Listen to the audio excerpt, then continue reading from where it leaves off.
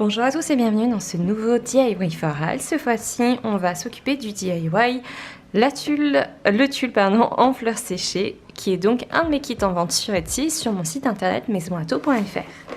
Et je vous propose qu'on démarre tout de suite. Donc déjà, on va ouvrir notre coffret et découvrir ce qu'il y a à l'intérieur. Du coup, le coffret est composé de fleurs séchées, forcément.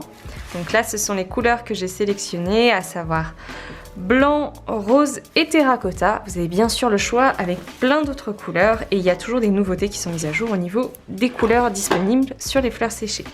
On a notre petit morceau de tulle, notre tambour à broder qui servira donc de support et le petit livret guide comme à chaque fois. La seule chose qui n'est pas inclue dans ce coffret et dont vous allez avoir besoin, c'est la colle. Moi, je préconise d'utiliser la colle chaude, tout simplement parce qu'elle a une prise rapide, dans le sens où elle va sécher très vite. Et ça va vraiment permettre de coller les fleurs. Si jamais vous n'avez pas de colle chaude ou que vous ne souhaitez pas en utiliser parce que vous faites ça par exemple avec des jeunes enfants, vous pouvez également utiliser de la colle blanche.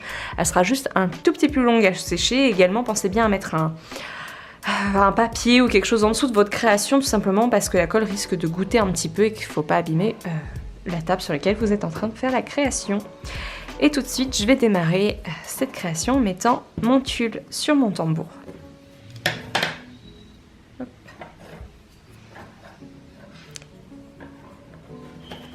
Le but, c'est que le tulle soit le plus tendu possible. Alors, je ne l'ai pas bien centré, on va se mettre là plutôt. Hop. Donc, on tire bien. Et une fois que le tulle est bien tendu, on va venir serrer la petite vis en haut pour qu'il ne bouge plus. N'hésitez pas à le retirer au fur et à mesure. Le but, c'est que ce soit vraiment comme un tambour. C'est pour ça qu'on appelle ça un tambour à broder d'ailleurs. Vraiment, il faut que ça soit tendu. N'hésitez pas, sur certains, il y a la possibilité d'utiliser un petit tournevis pour serrer. Vous pouvez prendre une petite pince également, faut bien fermer, tout simplement. Une fois que c'est fait, vous pouvez prendre un ciseau et couper l'excédent tout autour. Je vais juste changer de tambour et utiliser celui-ci que j'avais préparé en amont et que j'avais bien serré. Et là, je vais prendre mon ciseau et je vais couper l'excédent de tulle. À présent, on va pouvoir démarrer. Donc, comme je l'indiquais au début, moi, je vais utiliser un pistolet à colle chaude. Comme sur les autres vidéos, le mien vient de chez Cultura, donc c'est la marque Créalia. Il coûte 4,99 €, il est fourni avec des petits bâtonnets de colle et c'est parfait, je m'en sers pour toutes les créations. Vraiment pas besoin de mettre plus cher dans un pistolet à colle chaude, très honnêtement. Donc il est prêt, j'utilise toujours un petit support parce que la colle peut goûter. Donc c'est toujours plus intéressant d'avoir quelque chose qui récupère la colle. Et là j'ai toutes mes petites fleurs et je vais venir faire ma composition. Si vous avez déjà regardé la vidéo sur la création lettres en fleurs séchées, vous verrez que la méthode est exactement la même. Moi je vais utiliser d'abord les plus gros éléments en premier pour les positionner sur mon tambour et ensuite je viendrai combler avec des plus petites choses, des fleurs un peu plus petites. Donc là par exemple j'ai une fleur, une tête, une tige, donc c'est très simple. Je prends mon ciseau, je viens couper la tige, je n'en ai pas besoin. Et ça fait mon premier élément. Même chose ici, une tête, une tige, je coupe la tige. Vous allez après avoir des éléments un petit peu plus complexes. Par exemple, comme ici. Ou plutôt celle-ci, on va prendre. Celle-ci qui est de l'hortensia, vous avez une tige, plusieurs têtes. Donc dans ces cas-là, on va prendre des petits bouquets, des petits rameaux, où on va avoir plusieurs têtes sur ma tige. Et je vais utiliser ça, je vais couper juste la tige légèrement plus courte. Et je viendrai positionner l'ensemble sur la création. Mais déjà pour démarrer, on va venir coller cette première fleur. Deux méthodes possibles, soit vous mettez la colle directement sur la fleur et vous venez la poser. Pour le tambour à broder, c'est vraiment la méthode que je préconise. Parce que sinon, l'autre méthode, c'est de mettre la colle sur le tulle. Mais vu qu'il y a des petits trous dans le tulle, vous risquez d'avoir la colle qui passe à travers. C'est pour ça que je pense que la meilleure chose à faire est de coller directement à la fleur.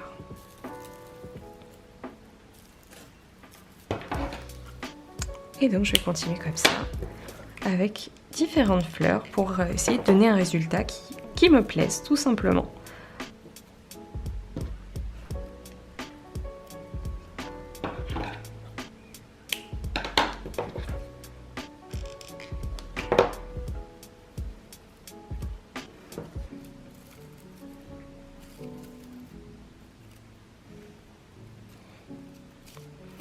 Alors il n'y a que quelques éléments, vous verrez, vous aurez vraiment l'obligation de mettre la colle d'abord, tout simplement parce que si vous le mettez sur la fleur, vous risquez de vous brûler.